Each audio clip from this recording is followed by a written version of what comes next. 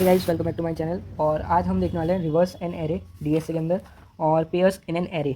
तो किसी भी एरे को हम रिवर्स कैसे कर सकते हैं, और पेयर्स जैसे कोई भी एरे है तो उसके अंदर हम पेयर्स बनाते हैं तो कितने पेयर्स बन सकते हैं, तो वो चीज़ हम यहाँ पर आज देखने वाले हैं। ठीक है, तो इनके कॉन्सेप्ट्स को सबसे पहले हम देखते हैं, उसके बाद हम कोड देखेंगे। सबसे पहले रिवर्स एन एरे की जब हम बात करते हैं, सो यहाँ पर मैं एक बार लिख लेता हूँ। ठीक है, सो reverse array, reverse an array. ठीक है, तो आपको मतलब समझ में आ ही रहा है देख के कि हमको एरे को जो है वो रिवर्स करना है, यानी कि हमारा जो पहले वाला एलिमेंट है वो हमारा लास्ट वाला एलिमेंट होना चाहिए और लास्ट वाला एलिमेंट हमारा पहले आ जाना चाहिए। सो एक हम एरे बनाते हैं यहाँ पर, जैसे कि ये मैंने बनाता हूँ मैं एक एरे। तो पहला एलिमेंट मैं ले लेता हूँ 2, सेकंड एलिमेंट मैं ले लेता हूँ 4, थर्ड एलिमेंट मैं ले लेता हूँ 6, फोर्थ एलिमेंट मैं ले लेता हूँ 8 एंड लास्ट वाला 10 हो जाएगा हमारे पास। ठीक है, तो जो पहला एलिमेंट है ये हमारे पास फर्स्ट 1। ठीक है, सो F1, और ये वाला हमारे पास क्या है लास्ट 1, क्योंकि पीछे से पहला एलिमेंट है। हमको क्या कर देना है, इन दोनों को स्वैप कर देना है। ठीक है, अब सेकंड नंबर पे ये, अब ये फर्स्ट सेकंड है। ठीक है, और ये वाला हमारे पास क्या है, ये हमारे पास लास्ट सेकंड है। अब हमको इन दोनों को स्वैप कर देना है, और फिर ऐसे करते करते जितने भी एलिमेंट्स होंगे हम उनको स्वैप करते रहेंगे, और बीच में जो बचा वो तो वहीं रहेगा। तो इस तरह से हमारा जो एरे वो रिवर्स हो जाएगा। ठीक है, तो रिवर्स का मतलब क्या है कि ये एरे यहाँ से यहाँ तक जा रहे हैं हमारा, अब की बार ये ऐसे आने चाहिए इसके एलिमेंट्स। ठीक है, जैसे 2 4 6 8 10 है, तो अब रिवर्स होने के बाद ये एरे क्या बन जाना चाहिए, हमारे पास उल्टा हो जाना चाहिए। हमारे पास 10 होना चाहिए पहले, फिर हमारे पास 8 होना चाहिए। ठीक है, ऐसे ऐसे ऐसे करके हमारे पास 2 तक जाना चाहिए। ठीक है, समझ रहे हो ना। सो इस तरीके से ये रिवर्स होना चाहिए। ठीक है, तो कैसे होगा वो मैंने आपको बताया कि हमको क्या करना है, स्वैप करना है, स्वैपिंग। सो फर्स्ट एलिमेंट की लास्ट एलिमेंट से स्वैप कर देंगे, फिर इन दोनों को साइड हटाएंगे, फिर देखेंगे अब कितना एरे बचा हमारे पास, फिर हमारा एरे इतना बचा। अब वापस से फर्स्ट एलिमेंट की लास्ट एलिमेंट से स्वैपिंग कर देंगे। अब कितना बचा हमारा एरे, ये फर्स्ट और लास्ट सेम है, स्वैप करने की ज़रूरत नहीं है, और लिख भी देंगे तो भी कोई फ़र्क नहीं पड़ेगा, 6 6 से स्वैप होकर 6 ही रहेगा। तो इस तरीके से हम एरे को रिवर्स करते हैं। ठीक है, तो अब इसके बाद हम एक और कॉन्सेप्ट्स देखने वाले हैं, पेयरिंग्स इन एरे। ठीक है, तो मैं पहले दूसरा कॉन्सेप्ट से आपको बताता हूँ। तो पेयर्स इन एन एरे, तो यहाँ पे क्या है, हम नेस्टेड लूप लगाने वाले हैं। ठीक है, तो इसका जो हमारे पास वो रहेगा टाइम कॉम्प्लेक्सिटी, सो वो बिग ऑफ एन स्क्वायर रहेगा। सो आपका आज कह सकते हैं एक होमवर्क है कि आपको इसकी टाइम कॉम्प्लेक्सिटी को बिग ऑफ एन में कन्वर्ट करना है। ठीक है, तो मैं इसका कोड आपको दिखाऊंगा। ठीक है, अभी बाद में समझाने के बाद कि करना क्या है हमको। ठीक है, सो उसको आप एडिट करेंगे। ठीक है, तो सबसे पहले हम ले लेते हैं अपना एक एरे। तो ये हमारे पास, ये हमारा एरे आ गया 2 4 6 8, और ये है हमारे पास 10। ठीक है, तो अब इसमें पेयर्स कैसे होंगे वो मैं बताता हूँ। तो सबसे पहला पेयर हमारे पास होगा 2 4 का। ठीक है, ये हमारे पास एक पेयर आ गया। इसके बाद हम क्या बनाएंगे, 2 6 के साथ पेयर बना सकते हैं। ठीक है, हमको क्या करना है, हर एलिमेंट्स की पेयरिंग करनी है। फिर 2 को ही, तो पहले मैंने 2 को सेम रखा है। ठीक है, और फिर सारे एलिमेंट्स को मैंने ऐसे लिख दिया, फिर 2 के साथ ये हमारे पास 4 6 8 और ये 10। तो अभी हमारे पास क्या हो गया, 2 के साथ 4 एलिमेंट्स हमारे पास आ चुके हैं। ठीक है, 4 एलिमेंट्स हमारे पास आ गए। अब इसके बाद क्या है ना, 4 के साथ हम रखेंगे। 4 के साथ जब हम रख रहे हैं तो 2 नहीं आएगा, क्योंकि फिर ये तो वही हो गया सेम, 2 4 और 4 2 ये सेम हो गया, बस आपने इनकी पोजीशन चेंज करेंगे, तो ऐसा नहीं चलेगा। ठीक है, आपको मतलब एक बार ही आ गया तो अब उसको आगे पीछे करने पे भी वो नहीं बनना चाहिए, क्योंकि ये बस कॉमा लगा के आप लिख रहे हो, ये कॉमा लगा के लिख रहे हो, तो आगे या पीछे है इससे कोई मतलब नहीं पड़ता। आपने दोनों नंबर्स को इंक्लूड करा है। ठीक है, तो पेयरिंग है, मतलब आपके पास एक 2 नंबर भी है और आपके पास एक 4 नंबर भी है। अब आपने 4 को आगे लिख दिया, 2 को आगे लिख दिया, इसमें कोई फ़र्क नहीं पड़ेगा, कोई एरे नहीं है आपका। ठीक है, तो 4 के साथ आपके पास 6 आ गया, फिर हमारे पास 4 के साथ 8 आएगा, और ये कॉमा आप लगा लेना, ये अंडरस्टूड है। ठीक है, फिर इसके बाद हमारे पास 4 के साथ क्या आएगा, 10 आएगा। सो ये मैंने लिखा 4, और ये हमारे पास 10। ठीक है, यहाँ पे हमारे पास अब कितने एलिमेंट्स आए, 3। सो एक एक एक घटते घटते जाएंगे, एक एक घटेंगे, 4 के बाद 3, फिर 2, फिर 1। ठीक है, अब 6 के साथ क्या आएगा हमारे पास, 6 के साथ हमारे पास 8 आ जाएगा। ठीक है, और 6 के साथ हमारे पास क्या आएगा, 6 के साथ हमारे पास 10 आ जाएगा। ठीक है, 6 के साथ हमारे पास 10 आ जाएगा। सो ये हमारे पास 2 एलिमेंट यहाँ से आ गए।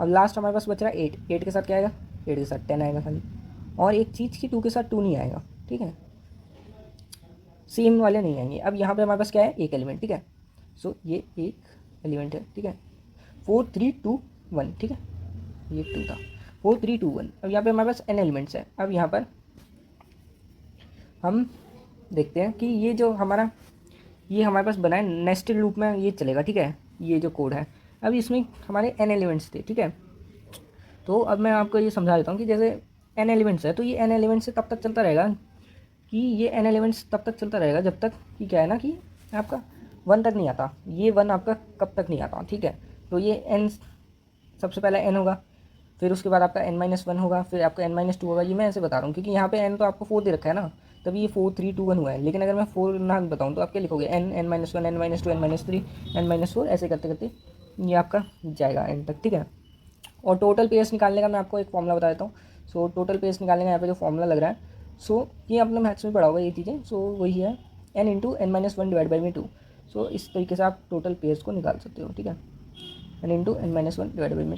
सो ये ऐसे करके आपके पास टोटल पेयर्स आ जाएंगे, जैसे मैं यहाँ पे दिखाता हूँ। तो यहाँ पे 5 थे तो 5 × 4 / 2, यानी कि 5 × 4, सो 5 × 2 10 आ गए हमारे पास टोटल पेयर्स।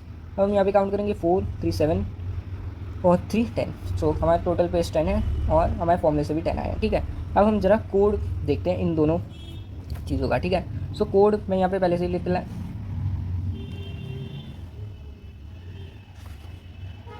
कोड मैं यहाँ पे पहले से लिख के लाया हूँ, ठीक है। तो ये कोड हम देखते हैं एक बारी। तो कोड हमारे पास क्या है, public static void reverse int numbers, ठीक है। सो हमने एरे ले लिया नंबर्स, उसके अंदर मैंने क्या लिया, इंट फर्स्ट इक्वल टू 0। तो फर्स्ट नाम का मैंने एक वेरिएबल डिक्लेयर करा 0। उसके बाद मैंने लास्ट नाम का वेरिएबल डिक्लेयर करा, उसकी वैल्यू मैंने दी नंबर्स डॉट लेंथ -1। तो लेंथ आ गई थी हमारे पास उस एरे की, ठीक है। तो लेंथ आ गई तो हमको पता चल गया कि उस एरे में 5 एलिमेंट्स है, ठीक है। और 5 - 1 कर दिया तो हमारे पास उसका लास्ट वाला इंडेक्स आ गया, ठीक है। फर्स्ट इंडेक्स हमको पता है, अब लास्ट इंडेक्स हमको पता है। फिर हमने क्या करा, वाइल लूप लगाया, जब तक फर्स्ट इंडेक्स लास्ट इंडेक्स से छोटा है तब तक ये चलेगा। फिर हमने एक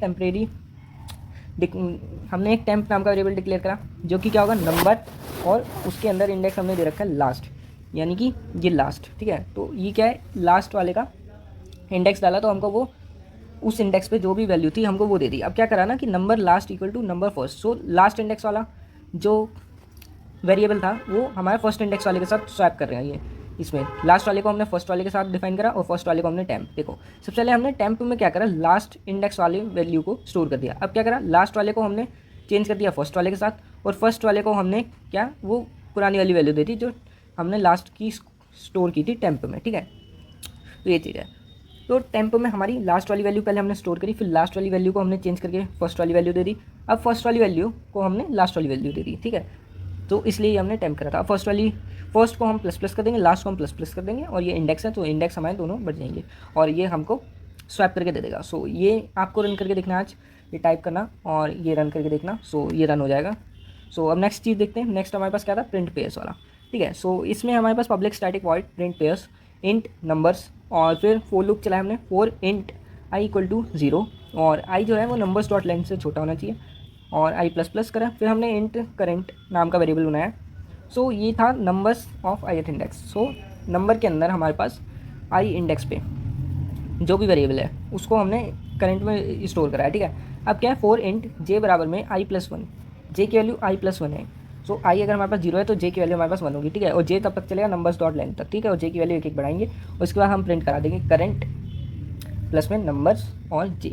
तो अब ये क्या करेगा ना कि आपका जितना भी मतलब पेयर्स है, ये पेयर्स बता देगा कि करंट प्लस नंबर्स ऑफ जे। देखो करंट तो आपको ये बताएगा कि आपके पास कितने नंबर्स हैं, और नंबर ऑफ जे आपको प्रिंट करके दे देगा कि आपके कितने सारे पेयर्स बने हैं, ठीक है। सो ये हमारे पास नेस्टेड लूप का एक वो था प्रिंट पेयर्स करने के लिए, ठीक है। तो यहाँ पे हमने नेस्टेड लूप का यूज़ करा है, और इसको आप जब रन करके देखोगे तो बेटर अंडरस्टैंडिंग होगी, ठीक है। सो इसको आपको रन करके देखना है, ठीक है। मैं यहाँ पे अभी करके नहीं दिखा रहा हूँ, आपको इसको रन करके देखना है। सो ये दोनों ही कॉन्सेप्ट्स आई होप आपको समझ में आए होंगे। नेक्स्ट लेक्चर्स में हम देखेंगे प्रिंट ऑफ सब एरे और मैक्सिमम सब एरे सम। सो अभी तो काफ़ी सारा डी से बचा है, सो अभी तो स्टार्ट ही हुआ है। सो आगे वाले लेक्चर्स में हम और कोशिश करेंगे कि जल्द से जल्द तेज़ जो है वो बता सकें, और फास्ट में करने की कोशिश करूँगा, और थोड़ा सा लेक्चर का लेंथ भी हम बढ़ाएंगे। सो आई होप आपको आज का समझ में आया होगा। मिलते हैं नेक्स्ट वीडियो में, and thanks for watching, keep learning.